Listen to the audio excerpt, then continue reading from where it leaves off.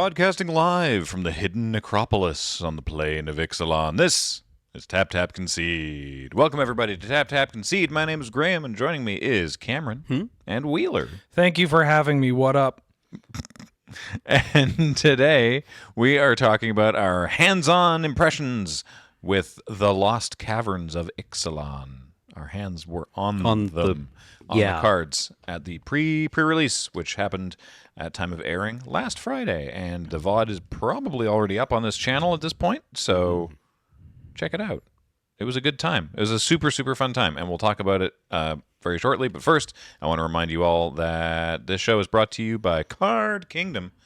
Please check out cardkingdom.com/LRR to let them know that we sent you, and we do that because they're a great place to buy your magic cards. Get yourself some Lost Caverns of Ixalan. It's good stuff. Also, this show and everything that we do here is brought to you by you and your kind support of our Patreon at patreon.com/loadingreadyrun. Thank you so much. You did this. Yeah. So we have our cards with us too. This was super fun, I think. I mean, I had a great time. The guests were lovely, obviously, which is that helps. I mean, James did a really lovely sort of social post thread tagging all the guests that we've had at PPRs in 2023, and I was like, boy, what a great collection of people! Look at all these awesome folks. So that was nice. But critically, the playing of the magic cards was also really good. I'm here representing the 3 different red-green dinosaur decks we had in the 8. Give the people what they want, Graham. We couldn't make a supercut work in the video, so we do the video where everyone opens their sealed pools, and for some of us, we're literally seeing the cards for the very first time in those moments. But couldn't quite make a supercut work. But I am confident that every person of all 8 players at one time or another during opening their sealed pool said, maybe I'm dinosaurs. Like there was a lot of folks in red-green dinos, which is, we prefer to have a bit of a spread so we can show off more of the cards. But like 3 of us opened up Polani's Hatcher. I think, Cameron, you opened a Polani's Hatcher? I think so, yeah. I just didn't have enough depth in red-green at the end. I had some very good cards in my pool. Yeah. But just like, I would have been running 10-23s, right? So yeah, Polani's Hatcher, it's 3 red-green for a 5/3 dinosaur. Other dinosaurs you control have haste. What's a 5/3? Yeah, it's a 5/3. Yeah. Okay. When it enters the battlefield, you make 2 eggs. 0/1 eggs. And that's the one I have with the very cool painterly art. Nice. It's really nice. And then at the beginning of combat on your turn, if you control 1 or more eggs, sacrifice an egg and then make a 3/3 green dinosaur creature token. So you play it, you move to combat, you immediately transform one of these eggs. Well, not transform, technically it's not transforming for rules reasons. And then that 3/3 can attack the turn you play it. Go, my baby. Yeah, this is a pretty, this is sweet. This is very cool. I also had Belligerent Yearling, which is, we've joked for years about 2020 green cards, right? This is 2023 red cards. I can't believe Belligerent Yearling is an uncommon. This is 1 in a red for a 3/2. It is already wild for red, right? And it has trample. And it's like, okay, what's the downside? No, there isn't one. It's whenever another dinosaur enters the battlefield under your control, you may have Belligerent Yearling's base power become equal to that creature's power until end of turn. I'm going to say something that sounds incredibly stupid, but I hope everybody understands what I mean when I say this. 2 is the new 1. Where 1 toughness is this obviously incredibly fragile stat line. Yeah, right. That is typically only reserved to utility creatures or like glass cannon cards. And now that's just 2. Because this card is very good. Yeah. But it's also one where if you don't have follow-up dinosaur, like on 3, that has 3 toughness or more, this card's fine. And even the Hatcher that you showed off, it's just I look at it and part of me goes, wow, rares, huh? Sure are good. And then the more reasonable part of me goes, a braid is a common. It's like, oh, Right. Yeah. Okay. Cool. Yeah. Okay. yeah. A braid's in this set, and it's interesting because we found a lot of instances. Ben Ulmer and Ash were in a dinosaur mirror, and Ben had a braid, and Ash had a lot of targets that the braid couldn't deal with. Yeah. I imagine against the big dinos, it's not going to Yeah. do anything. But, as a way to stymie the development of these smaller, hyper-aggressive dinos, that's totally reasonable. Can I share one of the big dinos? You mean that bad boy? That slab of meat? I mean, yeah. So this one's messed up. Trumpeting Carnosaur. This one's a rare. This one's super messed up. 4 red for a 7/6. 7/6 with trample, of course. And when it enters the battlefield, discover 5. I'll come back to that in a moment. Also, it has channel, really. They just haven't called it channel, but it's for 2 and a red, and discard Trumpeting Carnosaur. Deals 3 damage to a creature planeswalker, which is kind of cool, I guess. Love it. Yeah. Yeah, that's that never came up during the PPR, but I guess that's a neat thing to do. Yeah, Discover is wild. It's Cascade. It's slightly different. It's better in some ways. It's different. It's different. It's different. It's different. Okay.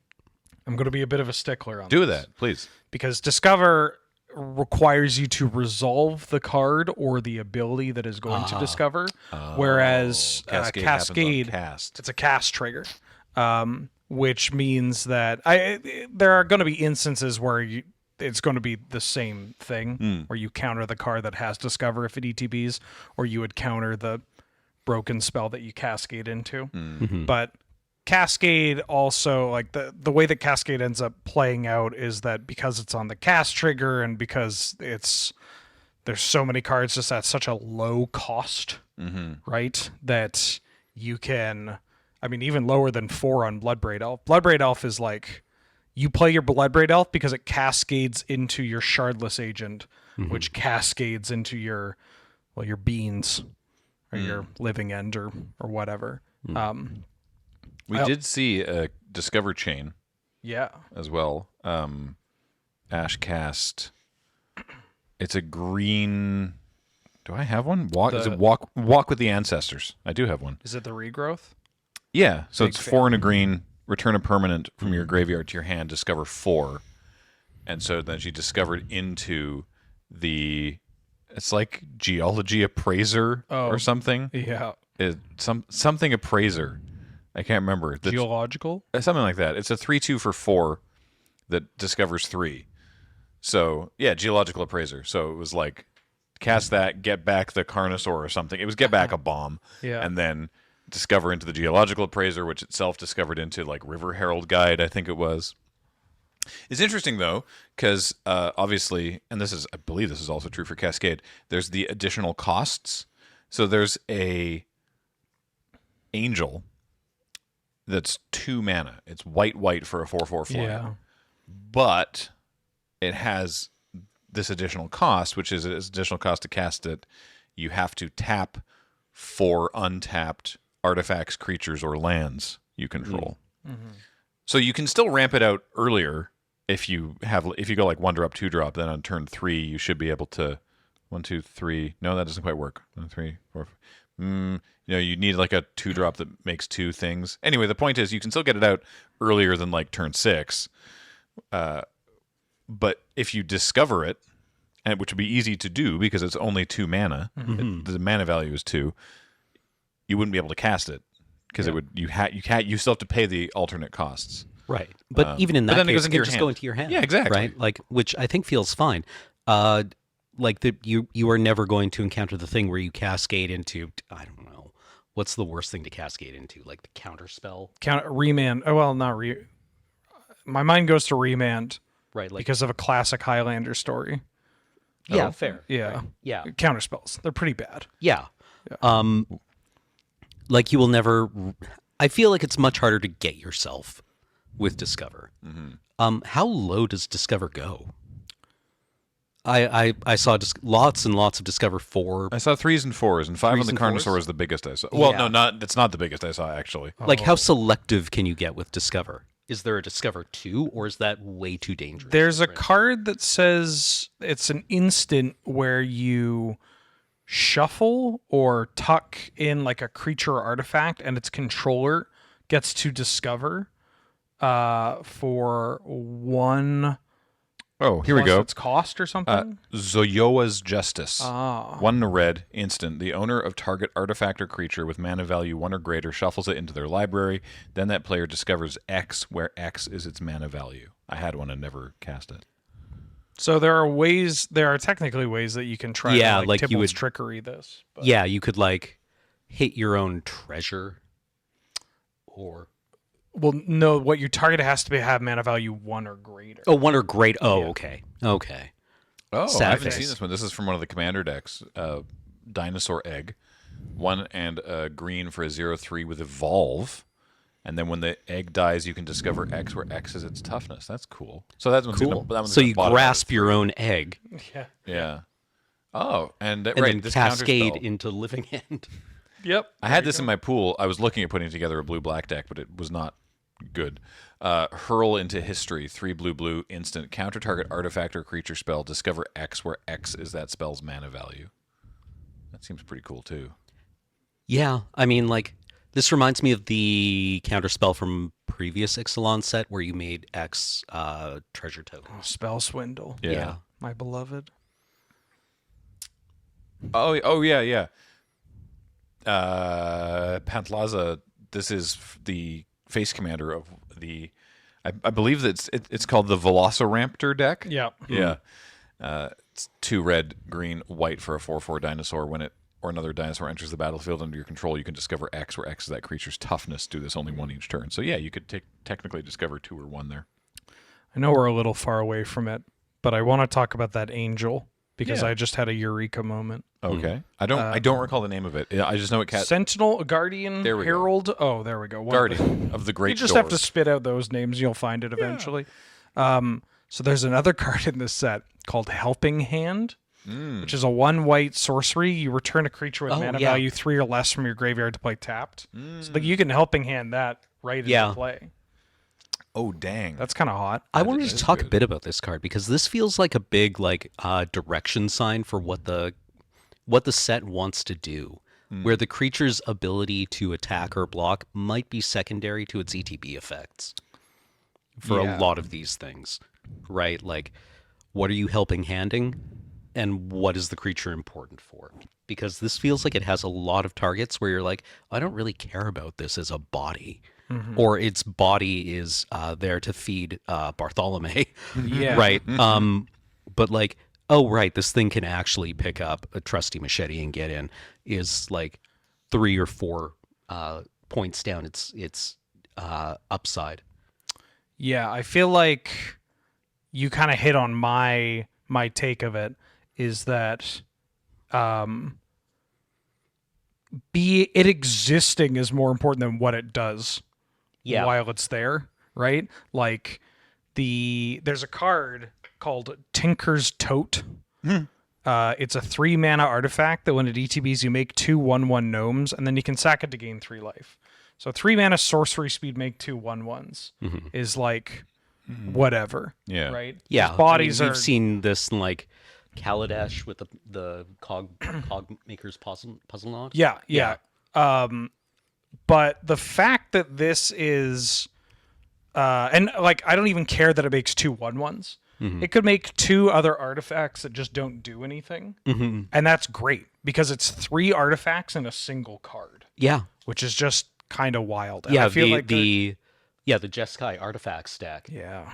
wants so many of these. Yeah. Right, because this is for craft. Yeah. Well, yeah, Right. for craft and for just like the pirates care a lot about artifacts ETBing. Oh. They're Like Captain Storm. You pair up Captain Storm with Tinker's Toad, and suddenly it's just like your board became extremely difficult to deal with all of a sudden. yeah. 2 mana 2/2. Whenever an artifact enters the battlefield under your control, put a 1/1 counter on target pirate you control. as somebody that had 2 of these in my draft deck last night, this card is so terrifying. Yeah. It just gets out of hand. And Sunshot Militia, which is not a pirate, but it was easily the all-star of my deck.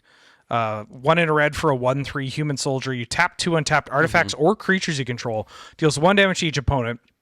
Used only as a sorcery is a bit of a downside. Yeah, it's no fun. But I did catch myself just going like, oh, you have only 5 power on the board? Shields down, tap everything, like dome you for 4, yeah. and then just pass. And I'm going to do it again next turn. You're likely and, dead. Like you can tap things like equipment. Yes. Oh, yeah. The things that you don't care about, like being tapped or untapped. It's like the Tanglewire game, Yeah. right? Also, you can tap things like Volatile Wanderglyph, which is a 2/2 for 2. It's a 1 in a white or 1 in a red for a 2/2 golem. So it's a grizzly bear, which is probably relevant in 2005. But whenever Volatile Wanderglyph becomes tapped, you may discard a card. If you do, draw a card. I love this stack. Yeah. And then there are like the I mean, well, there's a bunch of cards like this with these effects that kind of would, in Kaladesh, they would have paired really nicely with vehicles. Here they're tapping with these other like tap artifact effects.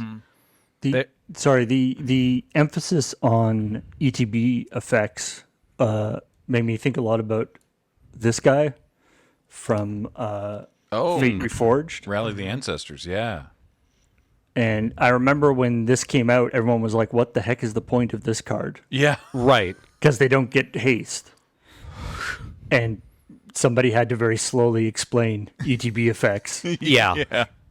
And then like sack effects as well. And then it Yeah. turns out that card was actually messed up. oh, yeah, Pro Tour winning card? Or I think so. Yeah. certainly one of the top decks of that format. Yeah. Like, what am I supposed to do? I'd use this at the on my opponent's EOT and then forget to attack? There's a card from this set. There are 2 cards from this set. There's so many cards from the set I want to talk about. Yeah. So apologies if I talk too much. No, But bring it. I got to tell you, this might be a bad omen. Because when I like a set, it might be heinous. What's the last set you liked? You Oh, can't. You God. just I ask can't. Wheeler I that. don't even know. Strixhaven? No.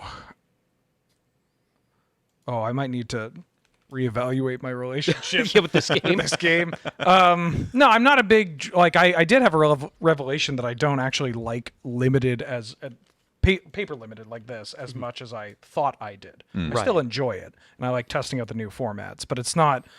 I never find myself like leaping out of bed in the morning, being like, "Oh boy, time to draft Midnight Hunt Yeah. or whatever." I do. Well, for this set, all I could think about was this stupid Siren Pirate. It's called Spyglass Siren. Okay. Holy smokes.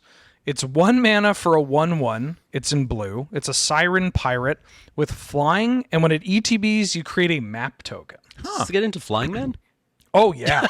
Oh, yeah. Like, okay, the 1 mana flyers in this set, the cycle of 1 mana flyers in this set are really good. Yes. The flying vigilance white creature that when it dies you explore. Love that. Go on. I didn't even see that one. Yeah, it is. Oh, the bird. Yeah, it's a bird. Oh, it's the canary in a coal mine. Miner's Coal Hawk? Yeah, Something like that? that sounds about right. Sorry, Paul. Miner's Guidewing. Oh yeah. 1 mana, 1/1 flying vigilance. When it dies, target creature you control explores. Yeah. There's a black one with lifelink that I think Ash was playing. It's a bat. Ash was in. There's Deep Cavern Bat. Or no, Red it green. was Z. Sorry. Oh, Ruin Ruin Lurker? Ruin Lurker bat. It was super messed up. Yeah. For, Oh, sorry, yes, For in white. for Z and particularly for Kathleen's deck. 1 mana, 1/1 flying lifelink at the beginning of your end step. If you descended this turn, scry 1. Kathleen had the Ruin Lurker bat and the and Amalia. And Amalia is whenever you gain life, explore. And so it's like Ruin Lurker bat in, and then it's like explore, Cool. I put that in my bin. So you've descended. So you scry. So I got to say though, this is look. This old man complains about complexity in Magic: The Gathering. I think it's weird to have. I think in this set they shouldn't have had scry because I think it is annoying to have scry and explore in the same format when it's like scry is you look at it and then you put it on the top or bottom, and explore is you reveal it. Right. And then maybe you draw it or it goes in the grave. It was just, we had a lot of it's like, wait, this one, it's like, okay, I scry. And you just sort of like reveal it because you're used to exploring. And you're like, oh, wait, you didn't need to, I wasn't supposed to show you my scry. And, it's, I mean, if you're playing on Arena, it'll handle all this. But on paper, I think it's easy to wrong foot yourself. It's a lot to track. This is an extremely Arena set. Yes. And I mean that not negatively. Yeah. But there's a lot of like idle bookkeeping, like just the descent counters or descent, keeping track of descent. I find. I'm not, this is how I feel. This is how I feel about Ikoria. Obviously, I would have preferred that we never had a pandemic, but having the first set where it's like no one's playing paper Magic of Ikoria, it's only on Arena. Having that set be Ikoria, I'm just as happy that I basically never had to deal with mutate in paper. Yeah. Oh yeah. Thank goodness. I've heard. I've never had this experience myself, but I've heard like somebody plays a mutate creature in your commander pod, and everyone's just like, "I'm gonna kill you on principle." I have no idea what's happening in this game anymore, and now I need that thing off the battlefield. Oh gosh.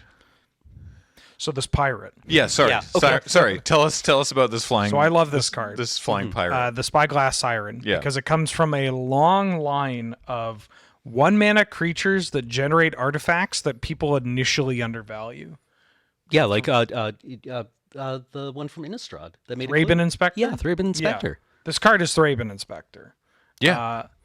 Not obviously the exact same card, but it is a body with relevant creature types that can generate you additional value and that can serve the purpose of, hey, I'm just here to exist and I'm just going to get sacrificed to something, or maybe you'll throw an equipment on me or tap me for an activated ability. Like Pirates cares about artifacts entering the battlefield. Yeah. It's an artifact you can craft with. Yeah. Worst case, you get to explore, right? You could maybe tap it for that angel we were talking about. Like this, it's 1 mana that makes 2 permanents. Yeah. Is there are there blue-white? Is there a blue-white land in this set that enters? There's a blue-white dual land. Yeah. Yeah. So like you could conceivably turn. Does it have an untap clause? No, it's the man land. No, it's the creature land. Okay, Yeah. so you can't do like Spyglass Siren into Angel. No. Right. But that would be sick. Yeah, that would be sick. That'd be pretty sick. Restless Anchorage. 2/3 Oh, white that's and very cool. flying. Man, I hadn't actually seen that art. Celestial Colonnade was a real Magic card. Whenever it attacks, you make a map? Yeah.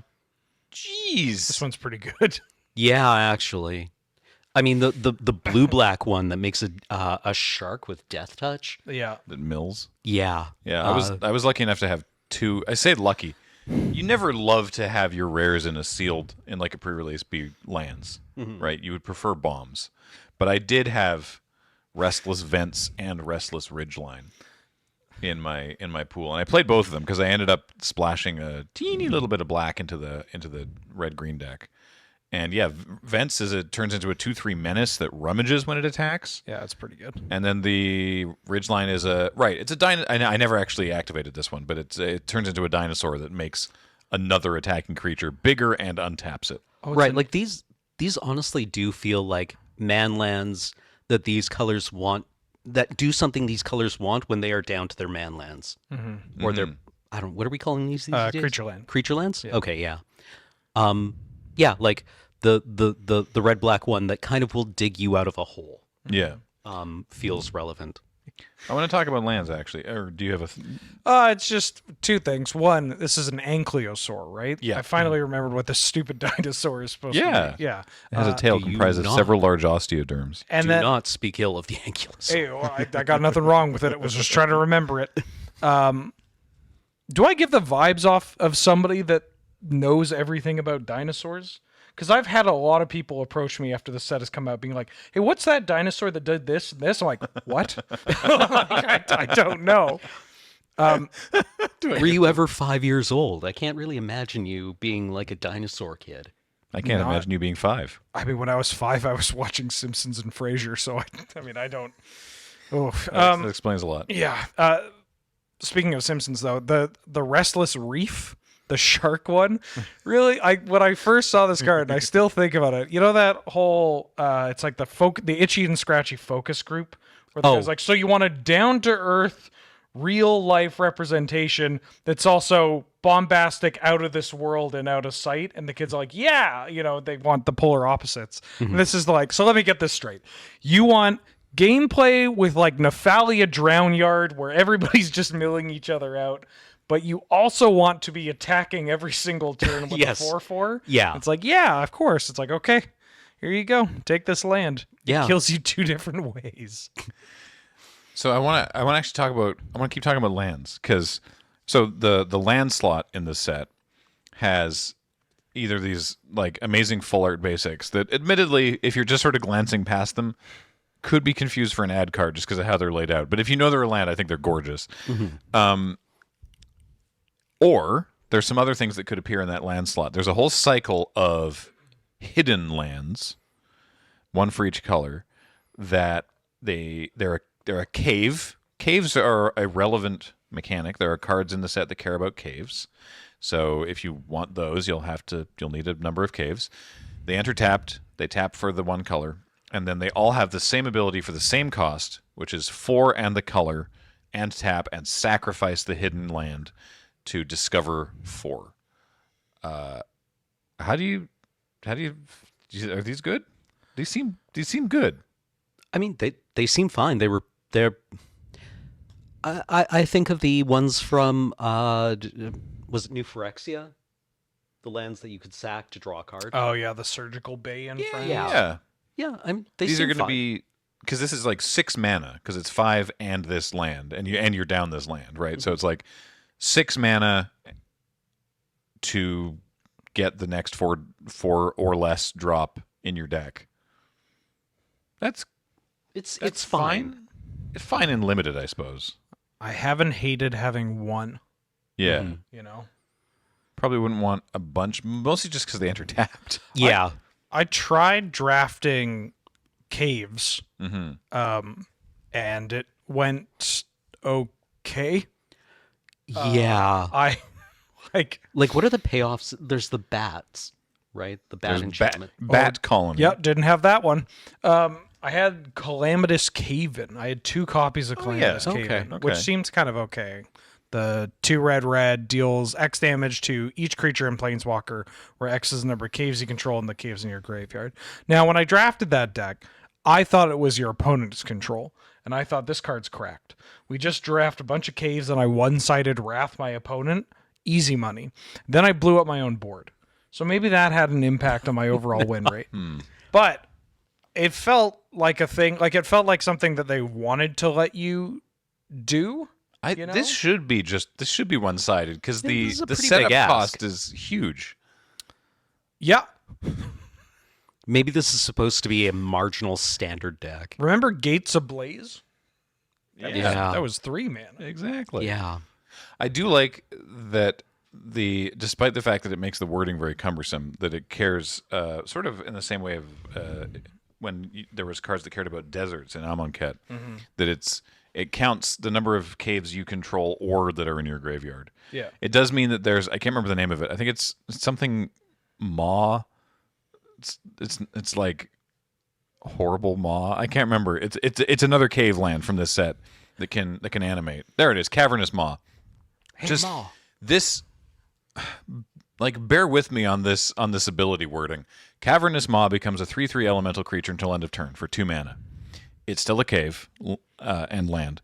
Activate only if the number of other caves you control plus the number of cave cards in your graveyard is 3 or greater. That's just a cumbersome sentence. But there's no good way to, without keywording that, which is not. Yeah. And then you'd still need the reminder text. So it's like, yeah, whatever. I don't. It's maybe I guess if you're in caves, this one seems okay. But I want to ask you though about Promising Vein, which is it's still a funny name. Because we were talking about this, Wheeler, and you were like, "Nah, it's not worth." So it's a cave. It enters untapped. It taps for colorless, and then for 1 and tap and sack it, you can search for a basic, put in the battlefield, tap, and then shuffle. So it's an Evolving Wilds, but it taps for colorless. But to actually do the Evolving Wilds thing, you have to also put 1 mana into it. So advantages. Yeah, it reminds me of the panoramas from Alara. Yeah, advantages in this set. If you do this, then you will have descended that turn. Mm-hmm. Also, it's a permanent in your graveyard, which is relevant for the descend keyword. I still think it's awkward that those Oh, it honks. all have the same name. Yeah. Not a fan. But is this worthwhile otherwise? Like, what if you're just in 2 colors? Okay. So we've actually had a similar conversation about this before. My take on Evolving Wilds and Terramorphic Expanse and the adjacent cards is that they're already overplayed and should really just be limited to like 2 color strategies. Maybe like if you're doing a light splash on a 2 color strategy, but if you're getting into more than 2 colors, then you should just play a basic. Is my take on this, or at least that's my take that has been reinforced by the take from professional limited players. Because I don't like running Evolving Wilds in a 2-color deck. Gesundheit. Bless you. Well, that's the spot. Like the idea that this card is going to be better for a 3-color deck because it lets you find any one of the colors is just. Is it ever going to find you one of your 2 main colors, or is get this back up on always going to be a? Sorry, yeah. It's okay. Okay, I can see that. Like, are you ever, if you're in like blue, white, splashing red, are you ever going to look for an island or a plains with this, or are you just using this as like a pseudo mountain? For a light splash in the very traditional sense of like if you are blue, white, and then you have like the set's fireball, right? Right. Like then I think I'm okay with it. Okay. But once you start dipping into like a more proper 3, because we were both playing Jeskai at the PPR. Yeah. I don't know how deep into all 3 colors you were, but I felt pretty solidly like 50, 25, 25 on my build. I think I was a pretty even split with almost no double pip cards. Yeah. So in that, I would just rather play a basic than an Evolving Wilds.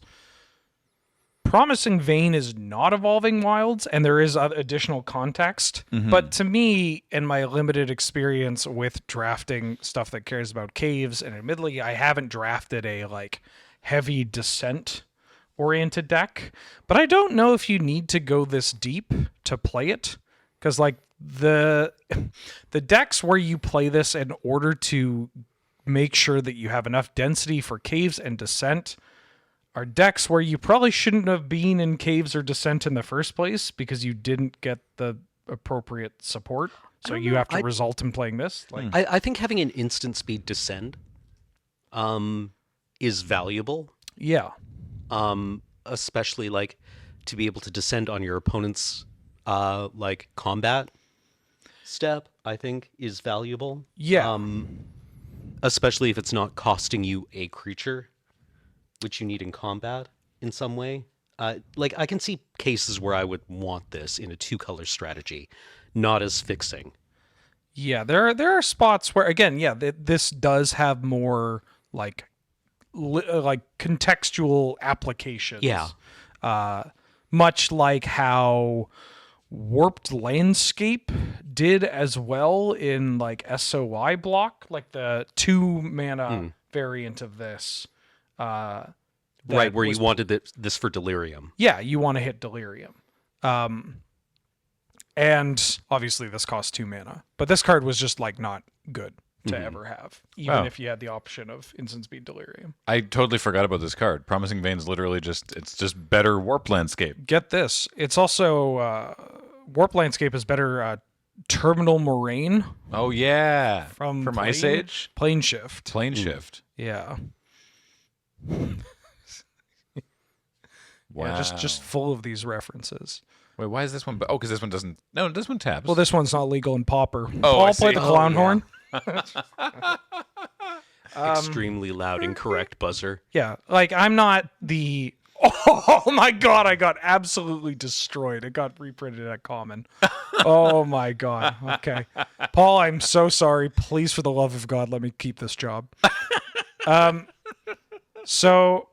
Yeah, Shamed. I don't know if I'm going to be the best judge for this because obviously haven't played enough, but like my previous experiences with similar cards, and especially those that also gained some utility from what you kind of draft and what you can build around and the synergies that you can draw from this, lead me to believe that Promising Vein is likely just not a card I'm excited to play. I'm a bigger fan if you're looking for cards that fill this kind of role, that have a lower cost of inclusion, because that's another thing. This should have a low cost of inclusion because it's a land. You just play it in your mana base. But the cost of inclusion of a colorless land in limited is very high, especially in modern limited sets where, oh, you didn't curve out? Oh, honey. Yeah. The land You definitely don't want to see this in your opening hand, I think. Yeah. Right? Like, you can't think of this as a land in your opening hand. Right. It's a card, and like, where do you sequence it? Right. Like, turn 4 when you're playing a 2-drop and this? Like it's just kind of clunky, or turn 5 a 3 in this, that kind of thing. I just tend to prefer. I don't think this kind of thing is necessary when you have the land cyclers. Like True, actually. The common land cyclers. Yeah. I'd forgotten about those. I love those a set. Yeah, those are actually oh my outstanding. god, I love a them. set with a cycle of common land cyclers. Oh, it's so good. And they've just been doing it. Like Mom, Lord of the Rings. Like, keep them coming. I mean, the Lord of the Rings ones, maybe they shouldn't cost 1 to cycle. But, the 2-mana ones, and these ones are good, too. Like, the white one is just a it's a brick like a S house. 2/5 flyer? Oh, it's like a 3/6 or a 3/5 flyer that gains you 3 3 life. So it's just the one from Onslaught, the Scyther, the 3/6. Oh, the Noble Templar. Yeah, we the go. Noble, yeah. Yeah, 3/5. 3/5. So 3/5 flyer. When it enters the battlefield, you gain 3 life. This is Soaring Sandwing. But this thing's got a huge ass. I mean, look at it. And you can plain cycle it for 2. The green one is like a 5/5 and a 3/3. Admittedly, it's 7 mana, but it's a 5/5 and a 3/3. Well, yeah, if you don't have 7 mana, then you cycle it. You just cycle If it. this is in your opening hand, you just cycle And it. you don't have to feel bad about playing multiples because the first one develops you towards the second one. Yeah. If you draw redundant copies. This was Serge when he built his draft deck last night. Wasn't great. Got to throw in a little Serge shade every episode. Fair. Fair. But he was asking me about, like, should I play 16 lands or, because I have 3 of these land cyclers. I was like, no, you play 17 And, play all 3 of them. Because, like, if you draw one of them, it lets you set up that you can actually cast your other over the top kind of haymaker cards. on curve. Yeah. I like these a lot, actually. You've convinced me. I want to talk about a couple more cards from this deck that are like, I don't know. They're fascinating to me from a limited perspective. So Poison Dart Frog. This little guy. Yeah. Look at his face. He's like, find out. Try it. So cute. Try me. Are you prepared for the kind of death you've earned, little man? So it's a 1/1 for 1 and a green with reach.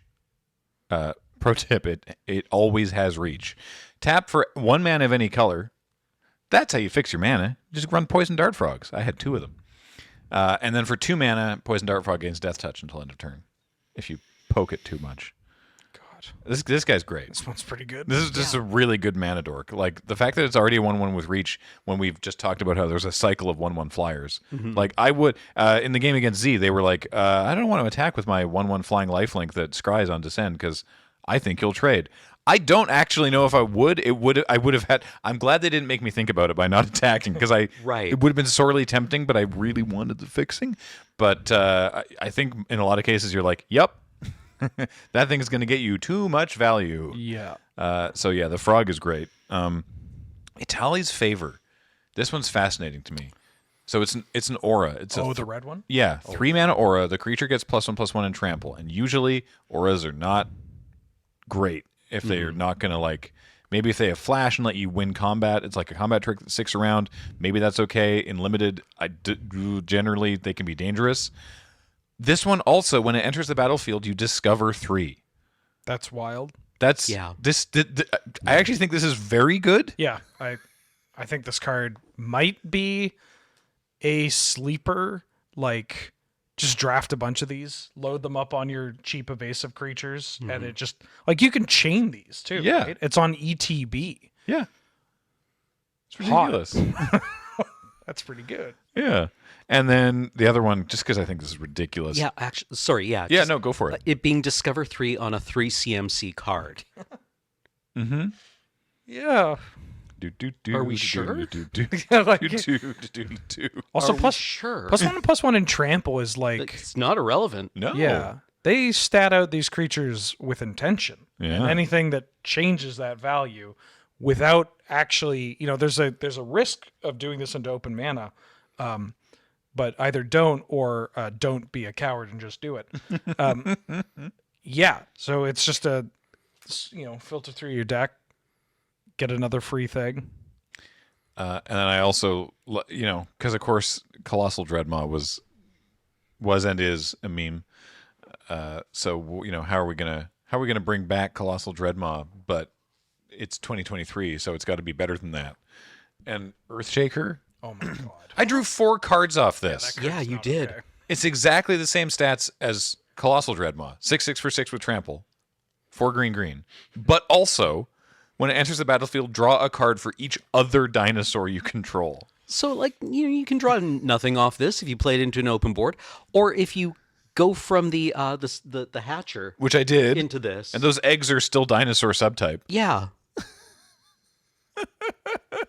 They are dinosaur egg.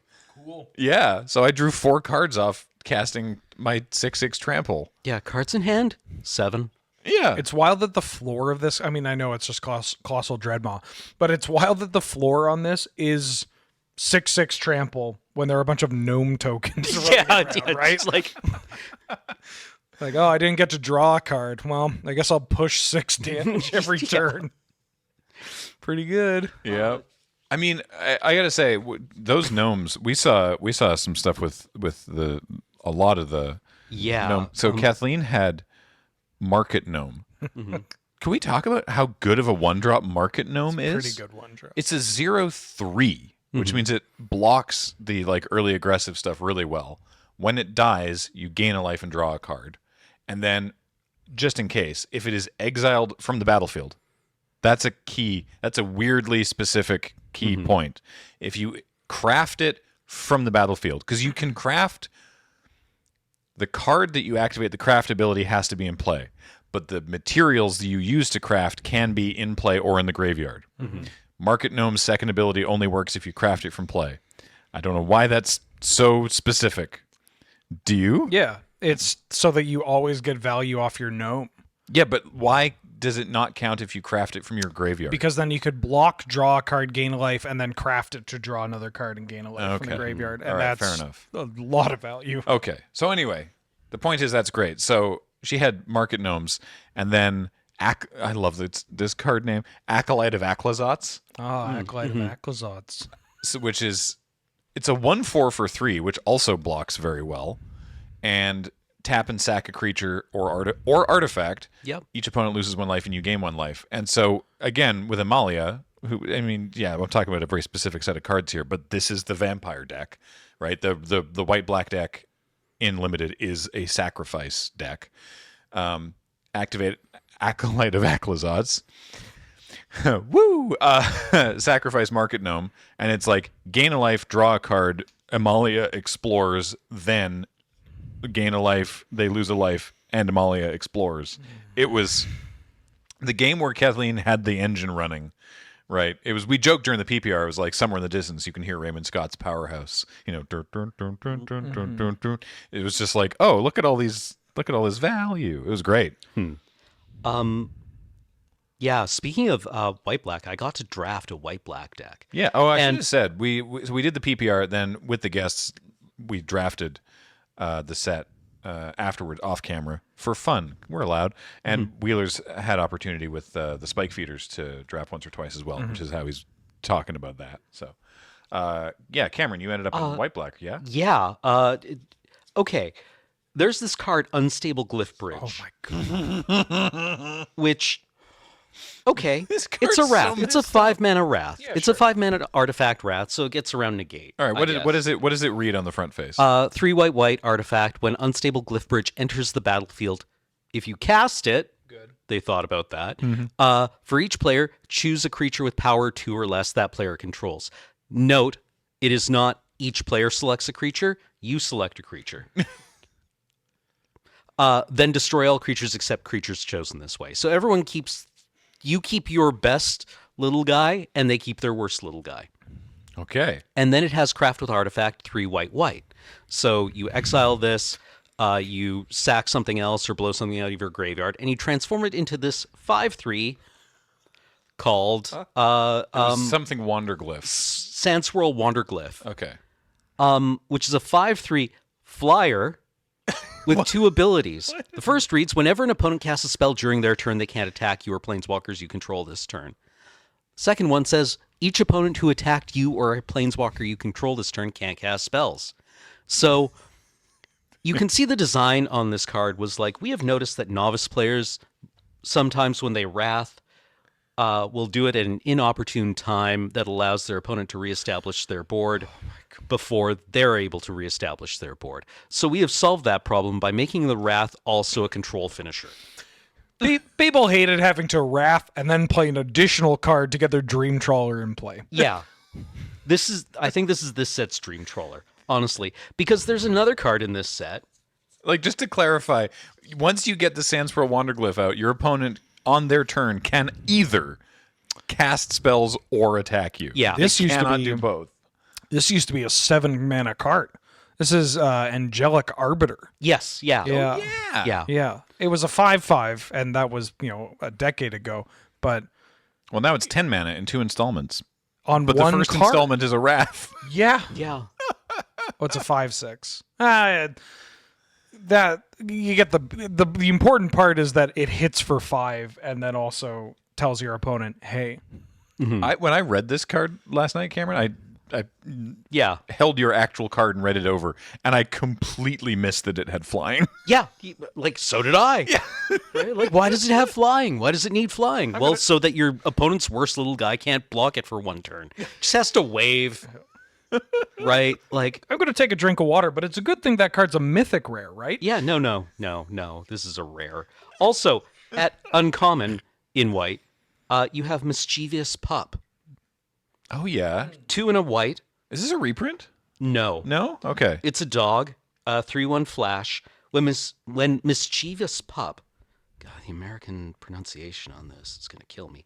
Mischievous Pup enters the battlefield. Return up to 1 target permanent you control to its owner's hand. So you can bounce your Unstable Glyph Bridge back to your hand at instant speed. The pup gets under the bus of your opponent's worst guy. And then you can helping hand this back to the battlefield to bounce your Glyph Bridge again if your opponent manages to reestablish at any time. Oh yeah. Like, you're just having an extremely normal game of Magic the Gathering. Oh, I'm going to ruin so many people's lives. Never pass a Glyph Bridge. Wow. Never pass the Glyph Bridge. I mean, it's a wrath. You were never going to pass it anyway, I feel. But, like, this card is completely unreasonable, and I don't look forward to playing against it. This dog's pretty cool, though. Yeah, dog's great. Do we spell this word differently in Canada? No. It might be one of the aluminium things. No, I think that's mischievous. how you spell it. Yeah, mischievous. But we say mischievous. And there's another, I'm inserting another vowel in there. Yeah. Mischievous. Do we say mischievous? I do, don't you? Mischievous? Did you say mischievous? I don't know how often I say this word. I'm trying to think. Mischievous.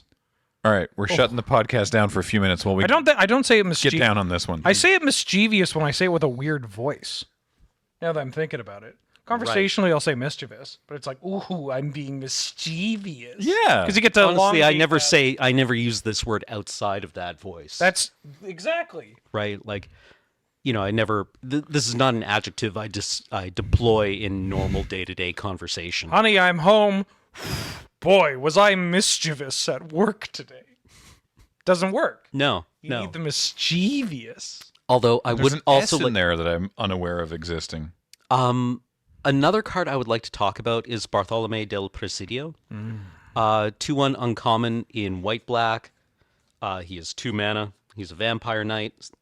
Sacrifice another creature or artifact. Put a +1/+1 pink counter on Bartolome del Presidio. Which, it's a carrion feeder who can be your commander. It's an instant speed sack outlet, which is great. We love instant speed free sack outlets. Could we see Captain Storm Cosmium Raider again, please? Paul, can we put these cards next to each other in some way? Sack another creature. And just tears. Just tears. Jesus. Oh, so the thing comes in, you make the pirate bigger, and then you sack that thing, and you. No, I'm just comparing these two cards Oh, I see. for the same mana cost in different archetypes, and I'm like, why am I playing aristocrats? I suppose, Bartholomew does a bunch of other stuff. Aristocrats, like the sacrifice, the death counters are like a big part of it, but it's just like, man. I mean, you were saying that bat probably goes in aristocrats. Yeah, the bat with the descend counter, I think I would sleeve up in Highlander aristocrats. I played, not to spoil, I won't spoil too much, but we filmed the North 100 showdown where I played vampires and I played Bartolome. And I didn't have any wacky sacrifice shenanigans that, I got you with this infinite loop or I'm draining you out of your life total. I just played it as, you're trying to kill this other thing? Sack it. Yeah. And he was hitting like a truck. It felt like it felt very similar to like Lotleth Troll. Yes. Okay. Yeah. Free sack outlets, they don't do it often. No, they don't. For a reason. Because it blanks so much stuff in the game. And I acknowledge that it's good. It's just like when I look at it next to Captain Storm, I don't know, I feel like those other things, Bartolome really needs to sing, I think. Yeah. When he's working, the Aristocrats deck really needs to come together in the draft. Yeah. And I think compared to the other cards in the Legendary Uncommon cycle, he has a lower floor. Or not a lower floor, a lower... He's got a higher ceiling, I think, but a much, worst case. Yeah, if you just play him without anything else, he's a hard-to-cast Goblin Piker. Yeah. Yeah. If you're curious. I looked this up too, actually. Okay, go ahead. Yeah, no, go for it. Mischievous or mischievous in terms of pronunciation are both correct. This is the only correct spelling, though. But, but because it is often pronounced as mischievous, it is often misspelled with an extra I. Right. Merriam-Webster attests that an alternate spelling with an I is an extant spelling because of that pronunciation, but that both that spelling and that pronunciation are considered non-standard. Okay. Interesting. I've also seen people being like, because that misspelling is so common, it might be one of those things that just becomes another accepted spelling at some point. I'm doing my part. Yeah. I didn't do... Can I talk about an artifact that draws a card? Please do. Oh, this one's messed up. Yeah. This one's, I think this, Yes, especially yes. in limited, I think this Yes. one's going to be Great. really good. Yes. Inverted Iceberg. Love this card. Love this card. Yeah. You had two of these, hey? Yeah. You killed someone with 2 of these, hey? Yeah. Oh, twins. 1 in a blue for an artifact ETB, mill a card, then draw a card. And then it has craft with an artifact for 4 blue. And then it turns into Iceberg Titan, a 6/6 artifact creature golem that whenever it attacks, you may tap or untap target artifact or creature. Yeah. Could be yours, could be your opponent's. Yeah. You tap down your opponent's best creature. Yeah. And you had 2 of these, so you're just like, I attack with both of these, I tap down your blockers, you do. Yeah. Like, feels bad, man. I assume it felt pretty great from my side of the board. At worst case, it gives itself pseudo-vigilance. Yeah. Right? And I especially the artifact deck wants to be able to untap its artifacts. I more or less one-shot one of our guests, Anna Margaret, using this card. Yeah. And Wow. a She whole had a bad time against this card. yeah, I mean, she thought she was safe at like 15 life, but the artifact deck can pump out a lot of damage out of nowhere. Yeah. And Oh. this card is great at being like, hey, I've set myself up for craft. I've triggered one of your, if an artifact ETBs do the thing. And then you just have this end game, like much like the Glyph Bridge, the Raft card, like usually these are 2 separate cards. Right? Yes. Yeah. You have your Yeah, nut. whatever, your mini Frost Titan. Yeah. Or you have your like synergistic piece that replaces itself. Yes. You know? But this is both. And that is extremely cool. And that's Yeah. not a nice joke. Yeah, this card is huge. I think I want 2 of these in my artifact decks. yeah. I think I feel pretty good about putting 2 of these in. 2 of them felt pretty good. Yeah, like I had a really satisfying play in the PPR where I was able to bounce a pacified the golem that taps 2 things to put a +1/+1 counter on it. Yeah. My opponent had pacified it. I bounced it to my hand, recast it. I had the dowsing rod that gives something an artifact when it enters the battlefield will give a creature +1/+0 in haste. The device. Yeah, the dowsing device. We're gonna put you in the device, dog. And it like the artifact deck has so many fun synergies in it. Yeah. This card is good. This card is good, and then it transforms into a land, so you lose it at some point. It really feels like you are losing this card, but it transforms into kind of like Wolf Run, doesn't it? Yes. Yeah. Yeah. It turns into Geode Grotto, which gives target creature haste and +X/+0, where X is the number of artifacts you control. Yeah, Yeah, this card's rules. yeah. It's kind of like Fireball. I like that across the different sort of times that we've been able to play with this in limited, that like even though the PPR had, you know, perhaps a critical mass of dinosaurs, that there seemed to be just a variety of very cool limited archetypes. Oh, go ahead. No, it just felt like you were always able to do something synergistic and cool. Yeah. It's worth noting that dinosaurs in particular, for sealed and for a first look at a format, is a really easy and appealing thing to be drawn to. Yep. Like, regardless of the rares Guilty. that folks opened, right? Because Yeah. people opened a lot of these Gruul rares. But yeah, green, red, bigger creatures plus removal. Like that ends games. Yeah, plus Yeah. W plus ratio. Not to mention you don't need as much synergy involved for the dinosaurs. Like there are dinosaur cards that obviously care about other dinosaurs. Like the 3-mana 3/3 that when it ETBs, if you control another dino or if you reveal a dino from your hand, you gain 3 life. Like, cool. If I have more dinosaurs, this dino lets me gain life. Or belligerent yearling, the Yeah. one we talked about. You got other dinosaurs, this gets bigger. But also just playing a 3-mana 3/3 on curve is like fine. That's a thing you want to do. And that's a thing that you can get away with. And this is like a sealed versus draft thing, right? Because like I also in my pool I opened the ancient one, and I did try to look. I was like, no one else is doing Descend. Can I make a Descend deck work? And I looked at all my black and blue, and I had like just enough playables, and they weren't really synergistic. They were not this. It was not a Descend deck. There were some cards that worked and some cards that didn't, and it was not really a deck that was going to be able to showcase the ancient one as cool and giant as that card is. In draft, if I if I have an opportunity to pack one, pick one, the ancient one, and then draft that deck, I will absolutely try and make that work. But unfortunately, it's just like, it's sealed, and you don't. The decks will, by their nature, be less synergistic. This really feels like a format. Like I made this joke last night. Like, what's it called when you draft like 45 cards? Like your entire pool is in your colors, and you're in 3 different decks. Yeah. Right. Like, what happened? I'm in Descend, I'm in Aristocrats, which is a different deck, and then there's like this white aggro strategy. And they all feel distinct. Like there's 2 Boros decks in this format Yeah. that want to do different things.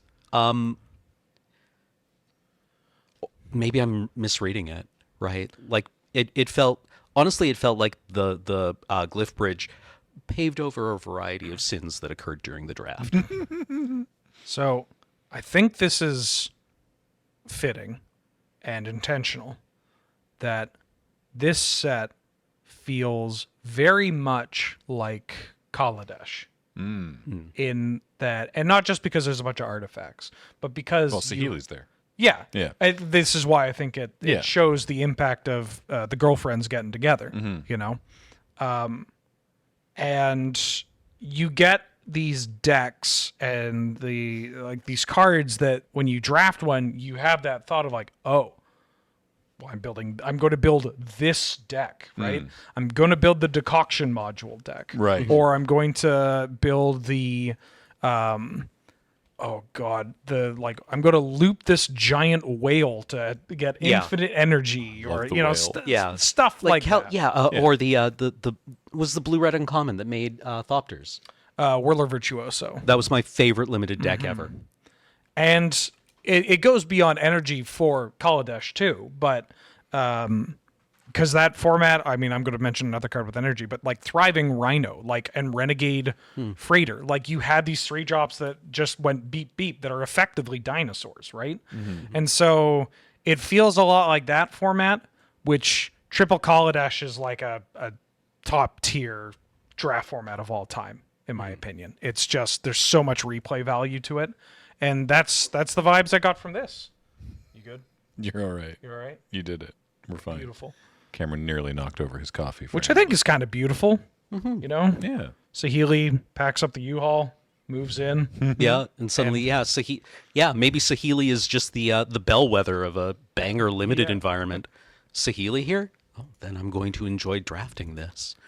I mean, I love that literally Saheeli's Lattice, which several people played, it's like a Tormenting Voice as an artifact. But then so it's 1 in a red artifact. When it enters the battlefield, you may discard a card. If you do, draw 2 cards. So that's great. It's not instant speed, but it's an artifact that does the Tormented Voice thing, and then you can craft it with dinosaurs into a gift that she's made. It's what's it called? It's the Mechanoraptor. Heck, I don't have one of these. It's the Mastercraft Raptor. Right, the Mastercrafter. Yeah, Mastercrafter. That's rude. It is. Yeah, it's a star 4 where its power is equal to total power of exiled cards used to craft it.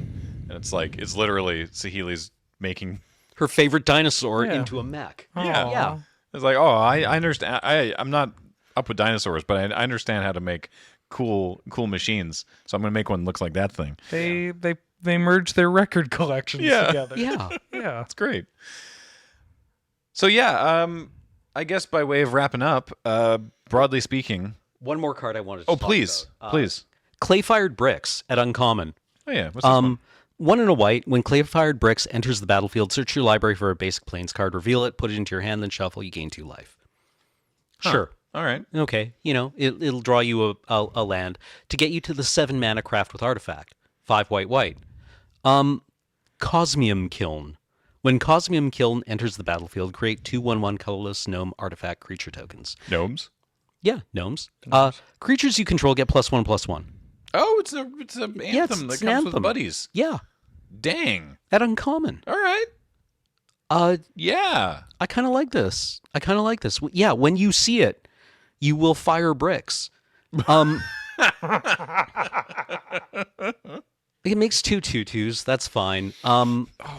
Very good. Thank you. I've been wanting to make that That's joke. very good. Yeah.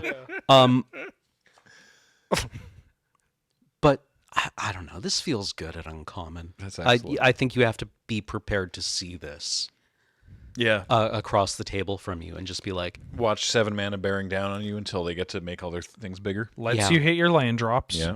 Gives you a little cushioning with the life gain. yep. And then ends up showing 3 artifacts. Like it makes Yes. 3 artifacts, itself included. Yes. That's pretty good. Yeah. Yeah. And that's probably why I will constantly be in white, so I can main deck the Deconstruction Hammer, Oh, which is like this 1 white mana equipment. It's a trusty machete, +1/+1, but it gives you, the creature 3 tap, sacrifice Deconstruction Hammer, destroy target artifact or enchantment, and also it's an equip one. Like it's a trusty machete that also will be a disenchant. This is Leonin Scimitar. Is that the one? Yeah. yeah. Trust me, Shetty is 2+1. Oh, was it? Yeah. Oh, okay. Sorry. No, you're good. But like, I don't know. I'm happy to include this. This feels better than like the 2/1 or the 3/1, Silver Chase Foxes. Yeah. I mean, it synergizes with 1 mana equipment does so much heavy lifting, and especially in sets like this where we talk about the cheap evasive creatures, we talk about the cards that just generate random bodies that you want to modify. We Yeah. talk about the artifact synergies. It does a lot. I feel really happy throwing this on the 1/1 lifelink flyer, yeah. and then you also get to tap this to activate other effects that care about tapping creatures or artifacts. You can tap equipment, and then you blow away your opponent's best artifact. And it's still there for crafting. Yeah. That flyer also carries a diamond pickaxe really well, Oh, I bet. Yeah, that which card. also makes treasure, which is more artifacts entering the battlefield. What's your? Looks like you got one more card you want to talk about. Yeah, I felt like I should at least talk about this for 2 reasons. It's called Master's Guide Mural, and I had 2 of them. Ooh. God bless the duplicate print run of my Yeah. Con. Yeah, there was it brief felt like a aside, lot of that. There was a lot of repetitious print runs in these packs, Yeah. which is interesting. But anyway, carry on. So 3 white and a blue for an artifact that ETBs and makes a 4/4 artifact. Sick. So it's it's 2 artifacts for the price of 1. Then you get a 4/4. Great. Then has craft with artifact for 4 white, white, blue. So 7 mana, but don't worry. It transforms into Master's Manufactory, which is an artifact that taps to create a 4/4 golem token. But you can only activate this if Master's Manufactory or another artifact enter the battlefield under your control this turn. So it makes 2 artifacts for 5 mana, one of them being a 4/4. And then later, when you craft it, you get another 4/4. But then if your deck's built around doing this, Yeah. of which my pre-release deck was, I unfortunately didn't get to the point where I got to pop off with this, but you make a golem every turn. And if you can make an artifact on your opponent's turn, this isn't limited to doing it at sorcery speed. So if you have stuff to make instant speed treasure or map tokens, like there's a bounce spell that says bounce a creature. make If a it was map. tapped, make a map. Yeah.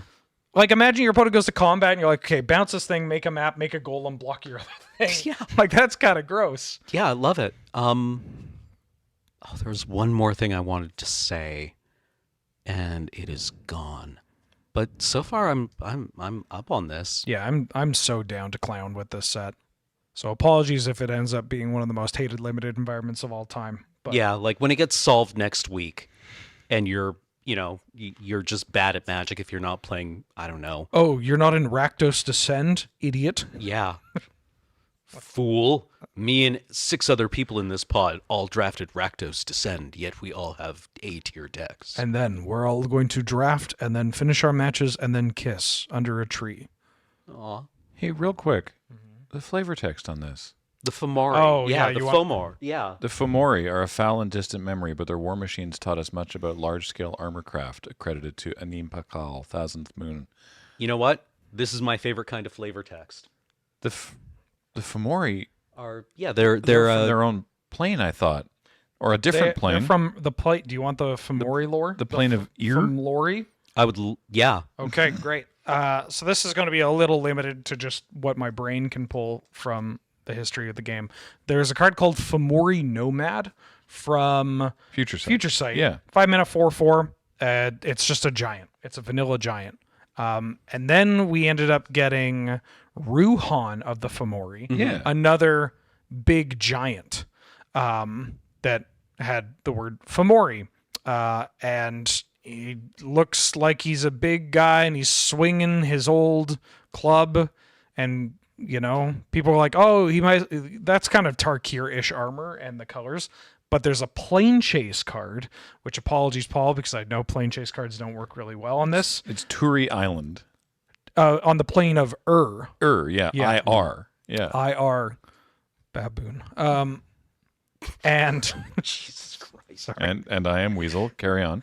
it unlocked something. Yeah. But yeah, this is where they are from. Unless this is like a massive retcon that we don't know about yet, and they're like, oh, actually, it was supposed to be on this. Yeah, who knows? Like, if this was just some weird times jumping. Cartographer's Companion from the new set also mentions the Fomori. Yeah, ever since the Fomori's attempt long ago to extinguish Chimil's light, the Oltak have taken extensive measures to never get lost in the core. That's a hell of a piece of that is the kind of flavor text Bungie used to be really, really good at. Just the thing where it's like, are we ever going to talk about what this means? I'm actually so okay with this. I mean, maybe it's the Dark Souls fan in me. Yeah, where it's just absolutely. Yeah, I'm so down for them to just be like, mention it and not. Yeah, never on it elaborate. ever again. Yeah, fails to elaborate, leaves. Yeah, love I it. Love that stuff. Yeah, Wild. Please do not make this into Okay. the next big threat. I just want this can just be it. This can be it. Leave me tantalized. Okay, cool. Yeah. Weird. Well, that'll do it. And on that bombshell, we'll leave that for Tap for this week. Thank you all for joining us, as always. Let us know what your early impressions of reading these cards and seeing stuff are. Later this week is going to be the streamer early access event, which will be broadcasting live on the Twitch, and eventually those VODs will go up here. We also have Desert Bus coming up, so I believe that we'll have a week, I think just 1 week of disruption of the Tap schedule, because we have an episode next week coming out with our PPR guests. And I think we'll be back after Desert Bus. If you don't know what that is, go to desertbus.org and find out all about it. It's a big fundraiser we do. It's a fun time. But until then, I want to remind everybody that the show is brought to you by cardkingdom.com/LRR and you at patreon.com/loadingreadyrun, which we really appreciate. Until next time, I have been Graham, joined by Cameron and Wheeler. Oh, I just lost it. When your power is high and your cast is red, blue, white, that's Fomori. Is that good? We'll work on it. Yeah, I think there's legs. Yeah. It has legs. Yeah. Okay. Paul's been on tech. Heather Gets These Online. Thank you all so much for watching and listening. We'll talk to you next time. Bye, everybody.